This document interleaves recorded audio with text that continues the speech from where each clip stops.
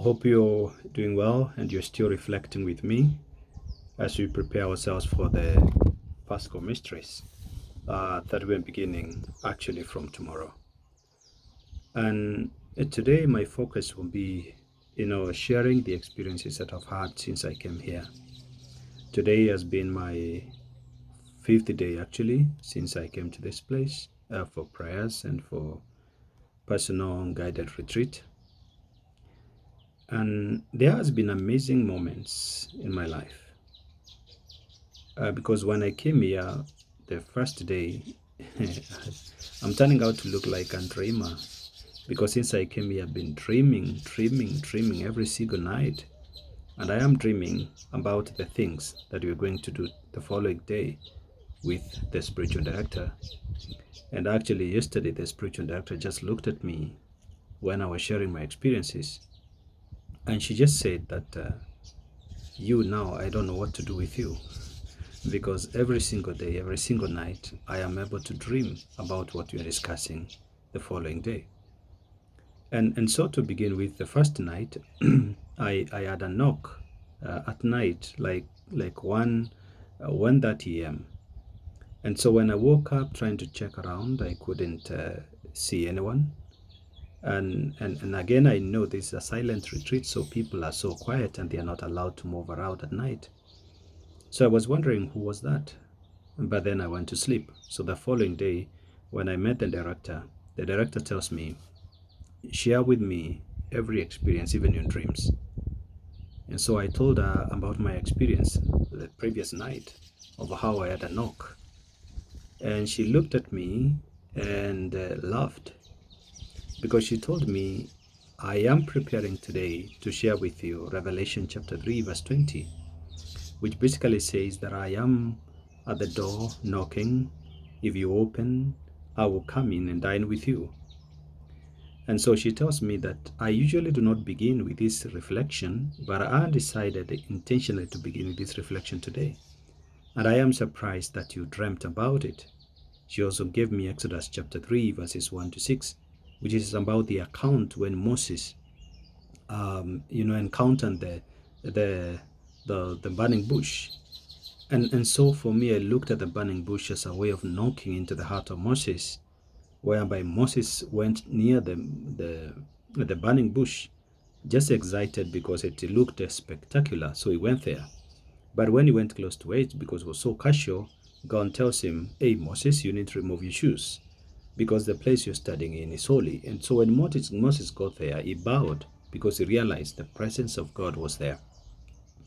And so this knock for me was to help me open my heart to Jesus and let him come in so that he can come and lead me the way he wants, that I can realize this place that I'm in is a holy place, is a place where God can speak to people.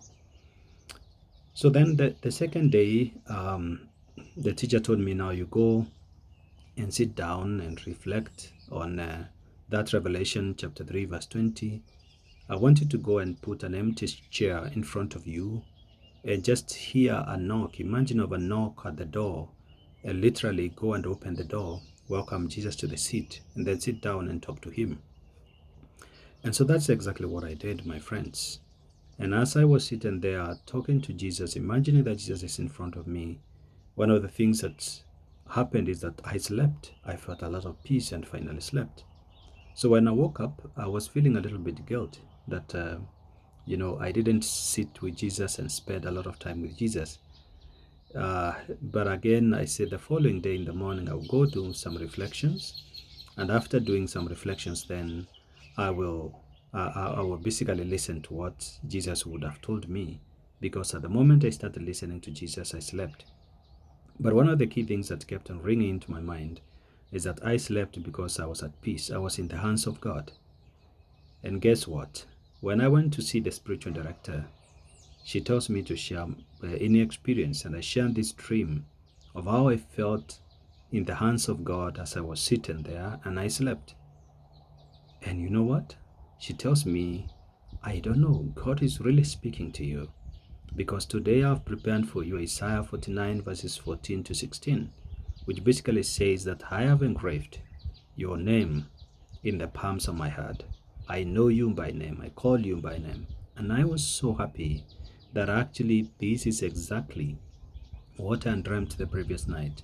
That the Lord was telling me, you're in my hands. Relax, relax, like a little boy. Just lie there, relax. I am taking care of your life. I have all it figured out for you, so you need not worry. And of course, she also gave me Isaiah 43. And Isaiah 43 basically says, you're precious to me. So you can imagine I'm precious in the hands of God. That's why I slept, because I was in the hands of my Father. And that was beautiful. And of course, gave me Jeremiah 18:16, which basically focuses on how Jeremiah was told by the Lord to go to the potter's house and see how he's doing his work. That again, then he sees God doing a lot of work, using a lot of, focusing on the modeling, and focusing on the pot, and so this is God focusing on me. I was lying in his hands. He was focusing on me. All his attention was on me. Now, the third day, I saw myself struggling a lot to climb a cliff. I didn't know how to get there, because every time I tried to hold on some little plants there, they would always fall. And so I was struggling a lot. But a friend of mine, a very dear friend of mine, a priest, I saw him come from the other side on the top of the cliff. Then he pulled my heart and he got me out of that situation. And then I woke up. So the following day, when I came to see the spiritual director, which was the third day, surprisingly, she gives me Romans chapter 7, verse 14 to 22, which basically St. Paul is talking about how much he struggles to do good, but then finally he does what is evil. And ultimately he comes to understand this principle that every time you want to do good, there is always evil surrounding him. And so for me, that again spoke a lot. But of course, also, I read also Matthew and Matthew chapter 11, whereby it's telling me, you know what, bring all your worries, bring all your fears. And so again, I felt like, I'm not struggling alone. There is Jesus on the other side also waiting for me. And of course, the teacher also gave me a beautiful image, and she told me to reflect on it. And in this image, there were butterflies, butterflies along the way, but towards the end of the path, at the end of the right at the end of the path, there was the cross of Jesus Christ waiting for me. And so I looked at that, like this priest was like the image of Jesus Christ, and so is the one who was waiting for me right at the end. So no matter struggles that I have in life, and no matter struggles that you're going through in life, Jesus is always very close. He only wants us to turn to him. And once we turn to him, it changes everything permanently. And so that is what I felt. And this really gave me a lot of encouragement. Then on the fourth day again, which was yesterday, now the night before yesterday, again, I dreamt a prostitute coming towards me. And as she was coming towards me, I saw so many men speaking to her, trying to speak to her in a way that I felt like she was being confused, because her intention was to find the way. But then these men were really talking to her. Either I think some of them were interested in her, and so they were trying to distract her, but her focus was on me. So she came right towards me. Of course, I was a little bit, uncomfortable seeing her in that condition, the way she was dressed and coming towards me.